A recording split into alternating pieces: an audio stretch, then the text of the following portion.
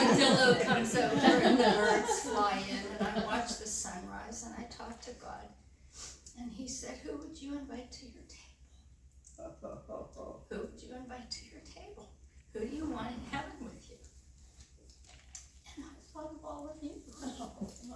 All of you.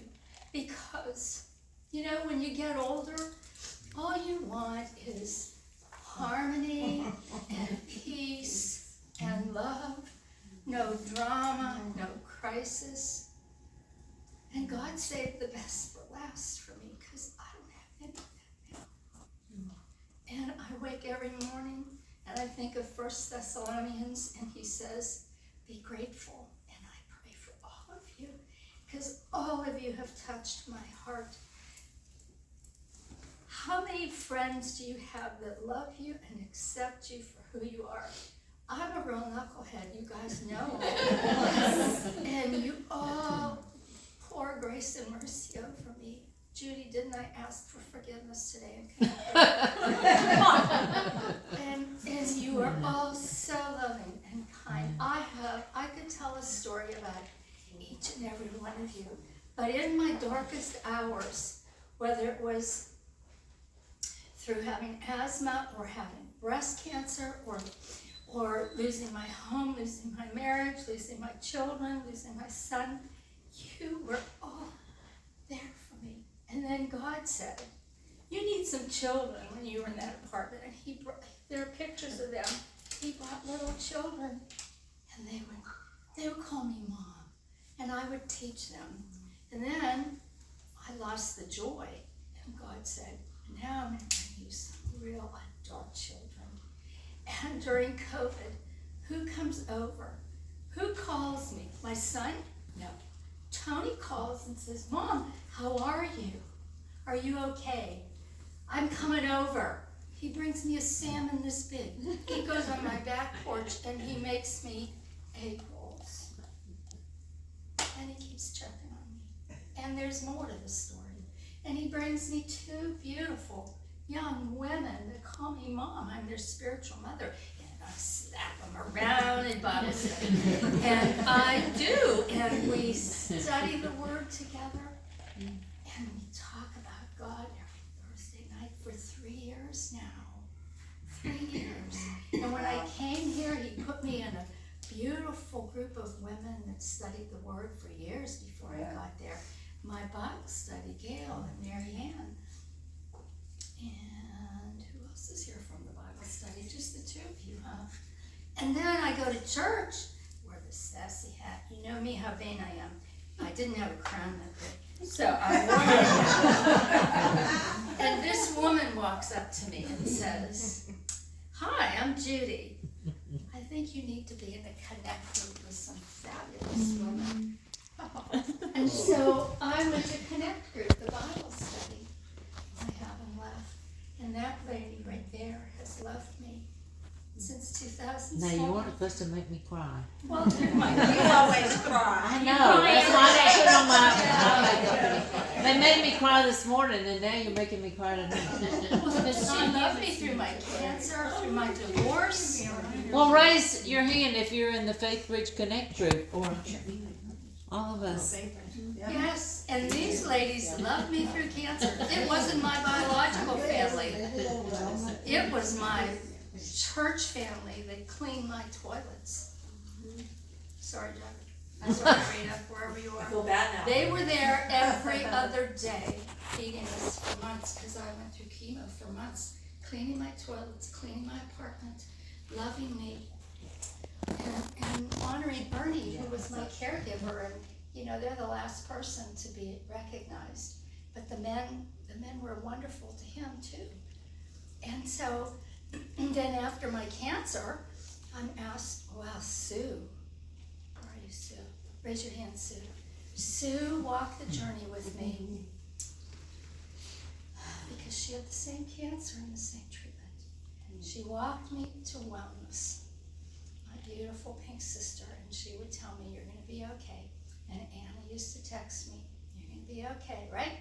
Through my divorce. She'd say, what can I do for you? I said, just text me and tell me I'm gonna be all right. God's gonna take care of me.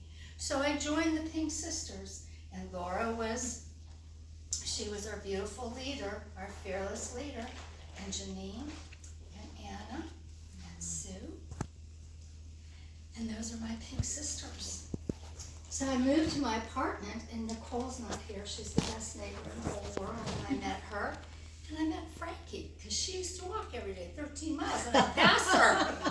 And so her dog would start wagging his tail when he saw me. Yeah. We made friends. We went on a vacation together. And so Frankie I love. And then there was this sweet pastor at my church and his wife, Rachel.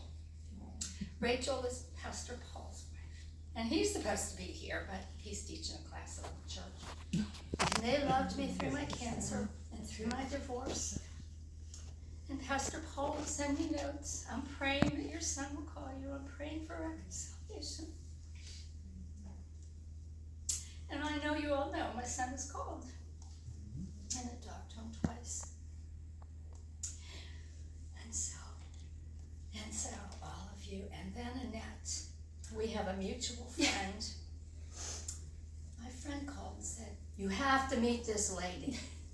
Sure, I'm up for it. I love women. And we just bonded. But all this started a long time ago in Ohio. And on my birthday, I was 12. Douglas was born on my birthday. Oh, I was so honored. I was so tickled. I was praying that he'd be born on my birthday. Little did I know that was the end of my birthday. After that, he was on my lap, and it was all about Douglas. That was so cute, though. Back Oh my God! It's still so cute. And so this is their beautiful home, and they opened up their Yes.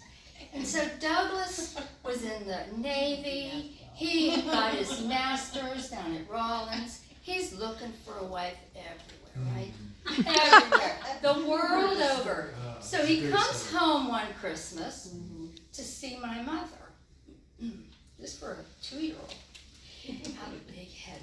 And so he comes home and he wait stays. a second, I just want to interrupt a little bit. Yes. So why did I come home to see her mother? The reason was because she had my step grandfather and was in a vegetative state for at that point probably 4 or 5 years. 7 years. 7 years, and wanted to spend Christmas with her. Thinking that was the purpose. Yes. So continue. So he comes home. Yeah. We celebrate Christmas because the family was everywhere. Yeah. And he wants to go out, right? He's a young guy. So he goes to one of the bars and restaurants. And across the way, he sees this beautiful face. Where is she? Rita. So he searches the world over, and where does he find his wife? This beautiful wife in Struthers, Ohio. That's where he started. And he found the most beautiful woman. She's awesome. She's a wonderful wife and mother, but a wonderful niece. So, I have to have a will, and I've got to have people to take care of me when I get old. There they are. They stepped up and said, I'll never be alone. But the best part, I go on a high note. Okay, back to Rita. Number 1, she ended up having the same first name as my mother. Yes. And the same birthday as my mother. Yes. Rita does. It is such a God thing. Well, that's made to order. Wow. Such a God thing. So then I meet sweet Peggy. She comes to church. And so we walk together every Wednesday morning, and then we study the Word together. We're studying the New Testament. And so I've got 3 Bible study groups. And I'm in 2 others. And we love to talk about Jesus. He has blessed me in so many ways. So on Mondays, there's Karen and Lynn. Here she is. Mary. And Annette. And Annette is from Chats Creek Church, so she made I three thought I beautiful recognized friends. that. Yes. And so God brought all of you to me for a very special purpose.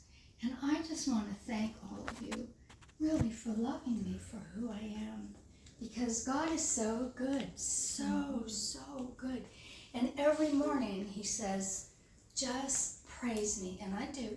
And then he says, thank me, be thankful in all circumstances. And I do pray that I will spend eternity with all of you, because all of you are so precious to me. I mean, how blessed am I to have all of you in my life. I love all of you. I didn't know I posted today, but I walked in and I was shocked at everything because Mariana made the cake, and she and Levon and Heather and Judy put all this together. They've been working Great for job. months. Hard. And I thank you all so much. Now, I told you about Heather, Mariana, and Judy. This gal that's taking the videos, Levon. So my attorney said, you have to leave your home. Now, a lot of you were in my townhome, my beautiful townhome. You're not safe there. I put my clothes and my shoes and my jewelry, are you surprised? Put it in my car and I had to flee. And I had nowhere to go. And Levon said,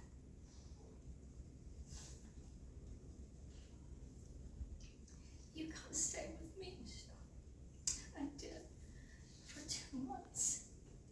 And I stayed with her. I mean, I could tell stories about each and In my unfinished house. She had one table and 4 chairs, one living room chair, and one bed.